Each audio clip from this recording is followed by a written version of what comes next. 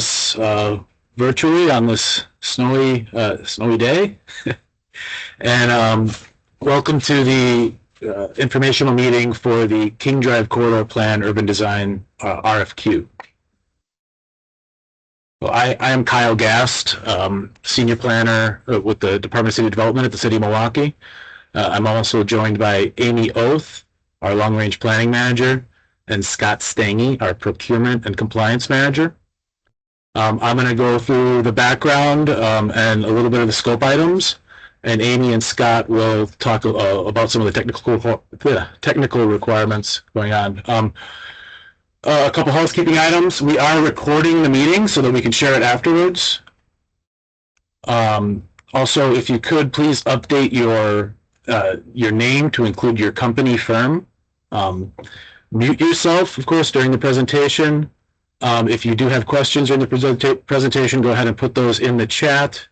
And then you can mute and unmute as needed for the Q&A section. Again, I'm Kyle Gast. Just a little bit of an intro. Last year, the Common Council of the City of Milwaukee directed us to prepare a King Drive corridor plan. The project is a partnership between the city and the historic King Drive Business Improvement District number 8. And the plan, like many planning exercises, will deal with land use and urban design issues, economic and real estate development, and streets and public spaces. Many of you are familiar with our comprehensive plan. The way it works in Milwaukee is we do have a citywide plan consisting of various elements, as well as 14 area plans. And now our strategic kind of corridor plans is going to allow us to get a little bit finer grain detail. And this corridor plan will be an amendment to the Northeast Side area plan. That plan was adopted way back in 2009. Since then, there's been an incredible amount of development on the corridor. Most of the sites identified in the 2009 plan have been developed, and there are new issues and new opportunities that have emerged, which creates a need for updated comprehensive planning recommendations for the corridor. Since that time, we've also had 3 charrettes in the area that will help inform our work. In 2018, there was also a TOD plan that focused on transit-oriented development for parts of the corridor south of North Avenue. In 2020, the bid was expanded significantly and now extends all the way north to Capitol Drive. So the vast majority of the corridor has not been part of an official comprehensive planning process since 2009. And the bid continues to do great work from both implementation and planning. Then this project will just build on a lot of those ongoing efforts. I know it was pretty quick, and we can go back and talk about some of that if you'd like in the Q&A. I just want to leave as much time for that as possible. A few of our objectives for the project overall. First and foremost, we want to facilitate engagement with the community, with the businesses and residents, to really help build an authentic, inclusive, long-term vision for the corridor. We're going to be identifying some key sites for redevelopment. Many of those sites will be city-owned, so certainly we will have an extra stake in that case. We want to figure out strategies for commercial revitalization, fixing up storefronts, re-tenanting buildings, looking at the market and seeing what the corridor can support. As well as looking for opportunities for placemaking and activation, potentially in the near term, kind of tactical urbanism type stuff that we can do along the corridor. Again, like most plans, we'll be looking at public open space, including streets. And we've also been charged with taking a look at parking in the most active parts of the district. Flip through a few of the items listed in the scope. One is urban design visualizations, and this is just kind of an overarching theme. This is the main essence of the contract. We want help to illustrate the vision that comes out of this process.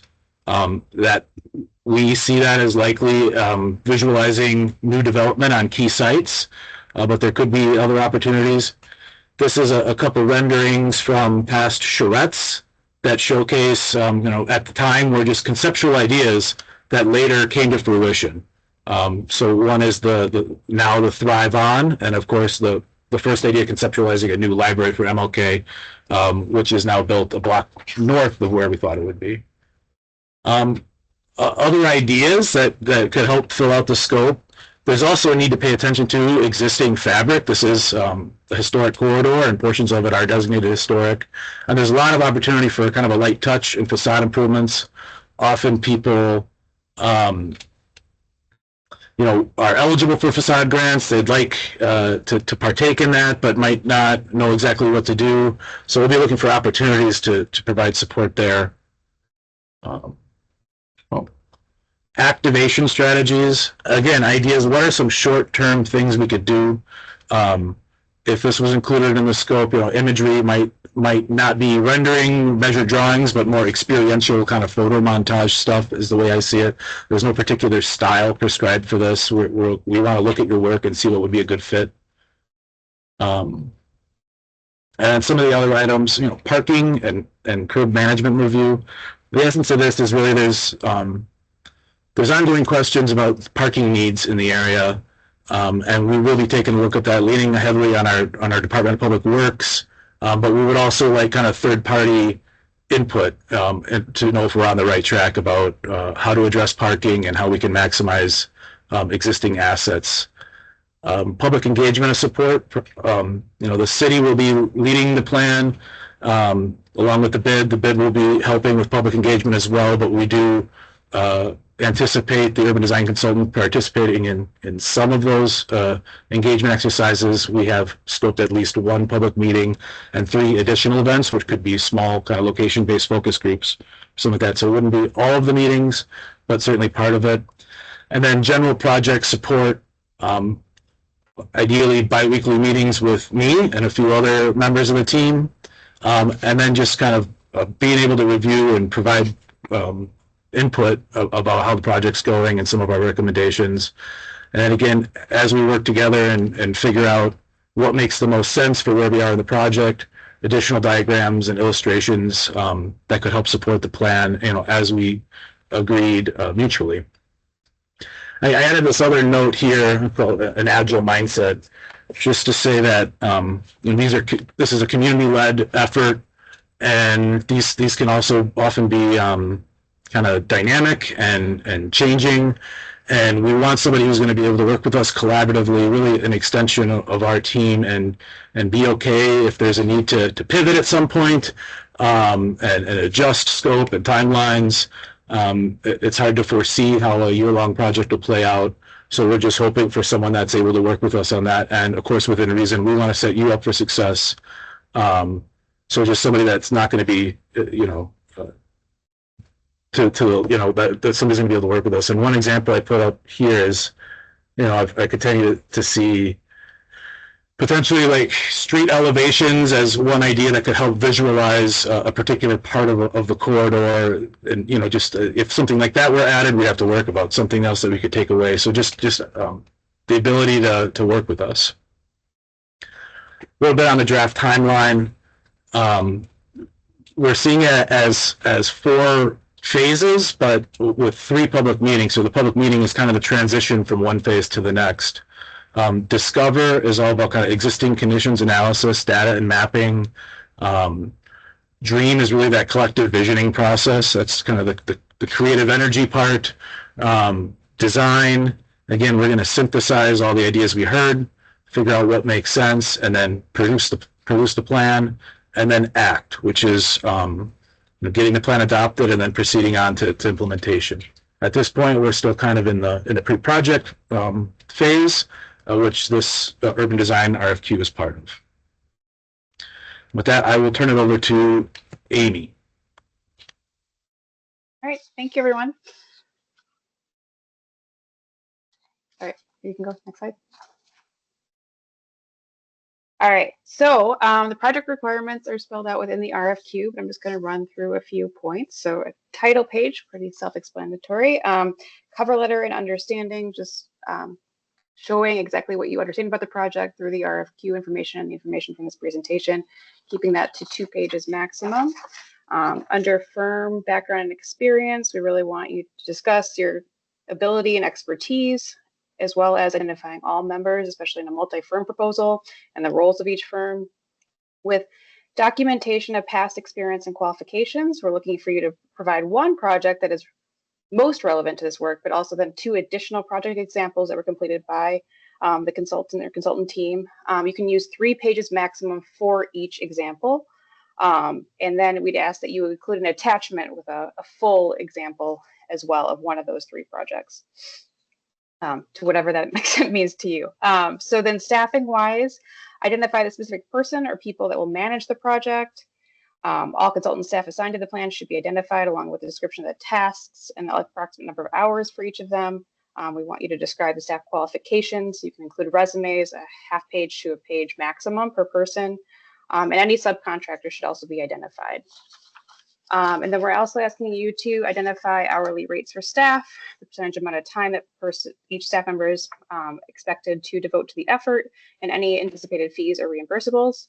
And then if you utilize a small business enterprise as part of your proposal, you should complete and submit the proposal as Form A, which is attachment A within the RFQ.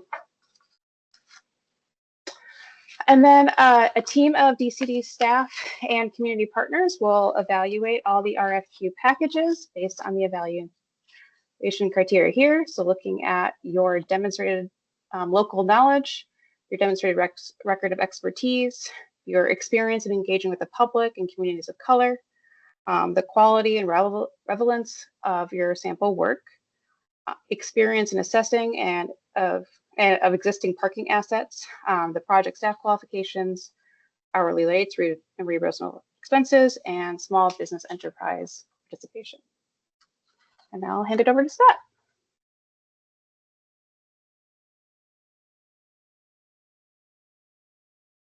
Thanks, Amy. Again, my name is Scott Stengy, and I am the Procurement and Compliance Manager for DCD.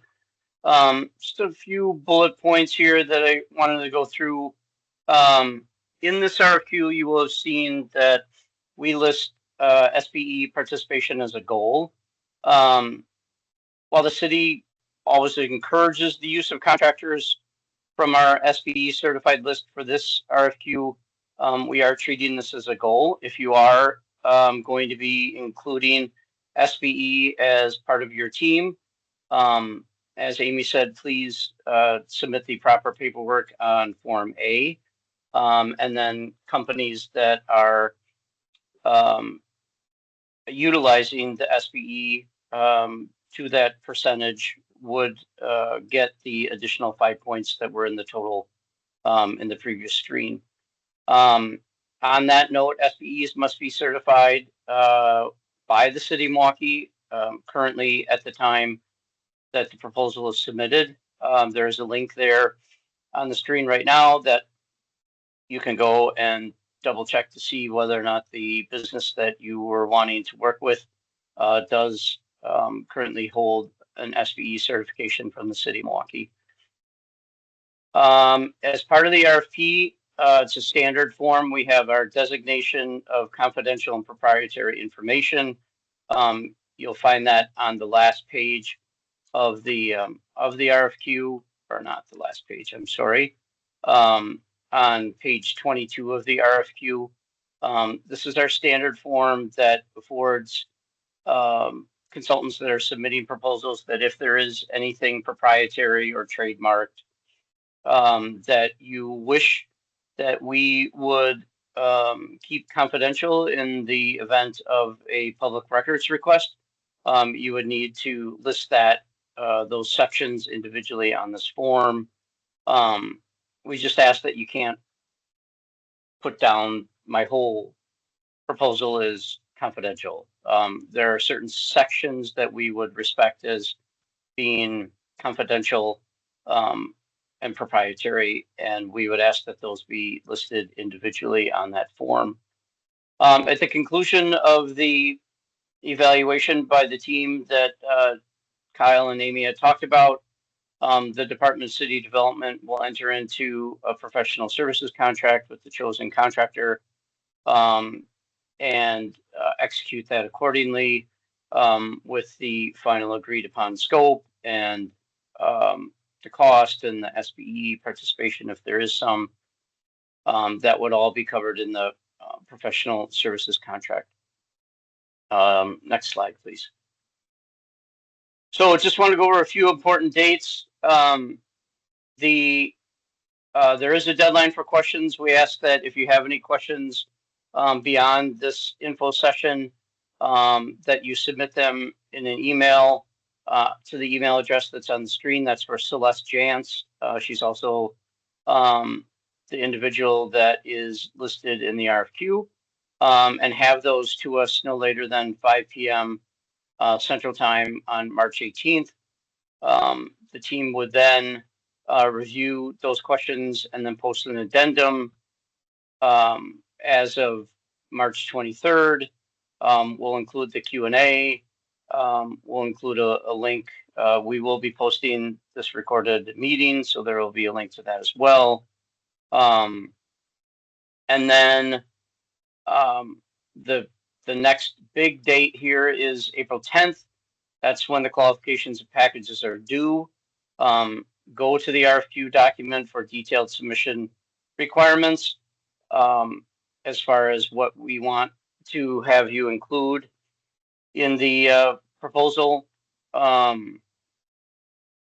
They need to be emailed to the email address on the screen, and they can't be more than 50 megabytes. So I know sometimes with sample documents, they might eat up quite a bit into that 50 megabytes. If you do need to submit your full package in more than one email, that's fine.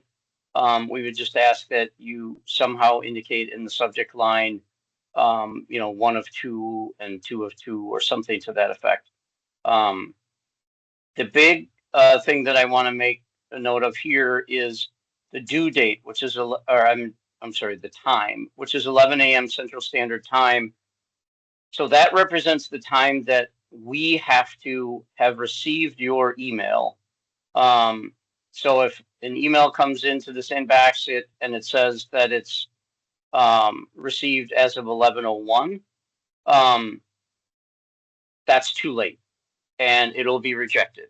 And even if you submit it at 10:59 or you get something back that says it was received by 11 o'clock, if we don't get it by 11 and it doesn't appear in our in basket at that email address by 11, it'll be considered too late and then it will be rejected as being non-responsive. So please keep in mind this time and don't wait to the last second to hit send. Plan accordingly so that there's enough time for that email to transmit through, through email space. And then finally, we have indicated in the RFQ that in the event that there are interviews, if there's a short list from the evaluation and the team would like to interview the shortlisted companies, we ask that you keep April 23rd and 24th free on your calendars. We're trying to give a little bit heads up as to when that might occur, just so that you can plan accordingly for your calendars. So April 23rd and April 24th, if you are chosen for an interview, we'll let you know as soon as possible before that date and time or date, and then we'll indicate, what time and if there's any follow-up questions we might want answered at the interview. So that concludes my slides. And so I just want to add one note, Scott, that I do see a little bit of a typo in Central Daylight Time, Central Standard Time. It's the time that it is in Milwaukee. So I believe it's supposed to be Central Daylight Time, but it's described in the RFP. But sure. Thank you. Thanks. Yes. Yes. Whatever time 11 a.m. is in the city of Milwaukee on that date, that's the deadline. So, and with that, I'll turn it back over to Kyle. Okay, thank you. So we got through that pretty quick. So we have plenty of time for questions. I'm happy to flip back through the slideshow to particular slides if there's questions about that. But we can open it up. If anyone has a question, feel free to either raise your hand or come off mute if we don't see any.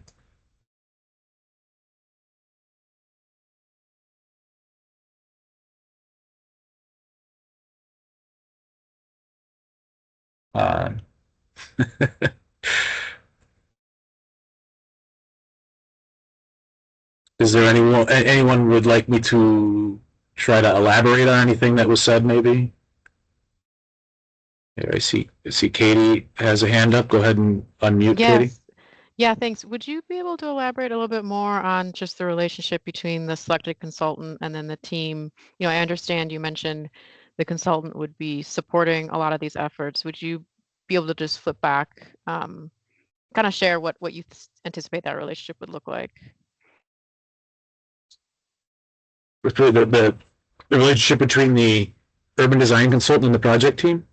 Correct. Or, Yep. yeah. It sounds like the consultant will be supporting a lot of these efforts. Yeah, just curious if Yeah. you could flip back to that slide and elaborate. So I'll flip back to the slide in a second, but I mean, for this project, the King Drive Corridor Plan, the city will be taking the lead in preparing the actual document, right? Okay. With support from the bid, King Drive bid. You know, King Drive bid will really kind of be in the lead in kind of hosting public engagement with the support of the city. And the urban design consultant will support that team really through the illustrations, visuals, both for engagement and for the final document.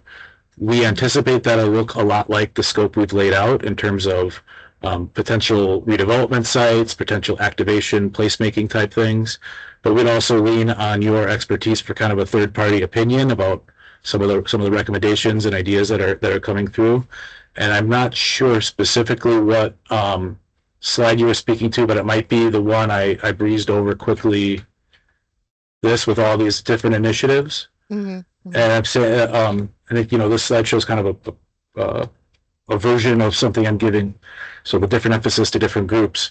But this slide was really just intended to highlight all the more recent efforts that have been going on King Drive, and that this project will be building on those efforts.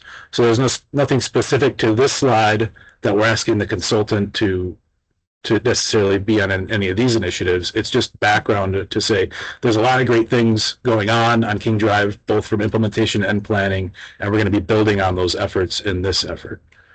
Yep. Unless I misunderstood, Amy, if you had something to add to that question. Yeah, I was thinking the slide where you have the project goals, there's specific goals, objectives that relate more to this consultant versus the rest of the team. So the facilitate inclusive engagement is more on the part of the city and the bid and the engagement consultant we're going to hire for that part, but then with the support of then the urban design consultant. And then the urban design consultant really playing a key role in objective 2, some with objective 3, revitalization 4, and like some activation strategies too as well. So more of the illustrations that go along with that, but the engagement and that planning will be more on the role of the city, with then support from all the materials that this consultant is developing, and with some support at some of those meetings. Okay, thank you. Yep, that's helpful. Yeah, so the project as a whole will be working towards these objectives. The urban design consultant will be a part of that to help illustrate the key ideas. Yep.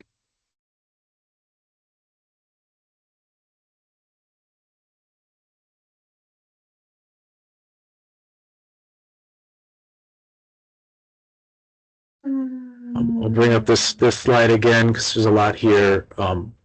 In terms of the timeline, we do anticipate wrapping it up in early 2027 with you know, the bulk of the work done in 2026. I also want to call out in terms of our timetable, we have 2 kind of marquee events on King Drive bookending the summer, Juneteenth at the front end and Bronzeville Week at the back end. And we do hope to leverage those events as opportunities to meet people where they are and engage. So that has a little bit to do with the timeline as well.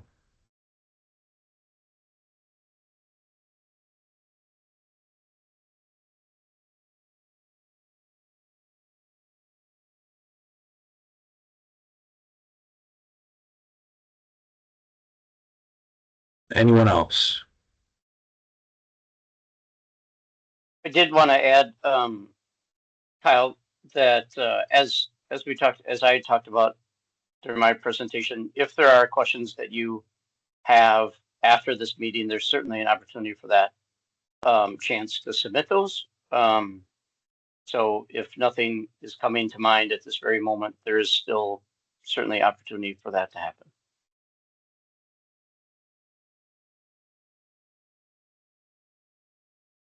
Okay, we're not seeing any more questions.